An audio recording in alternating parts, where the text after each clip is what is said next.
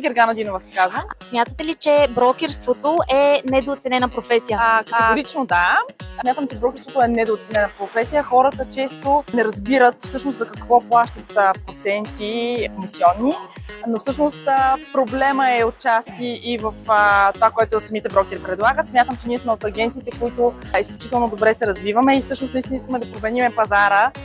Търсим си хора, които са млади, енергични, искат да се развиват. За нас брокера не е просто човек, който събира комисиони, това е човек, който има компетенции и дава изключително важна стойност. Така че ние сме от Building Box и се надяваме наистина тази професия да стигне до нивото, което смятаме, че заслужава в съзнанието на хората.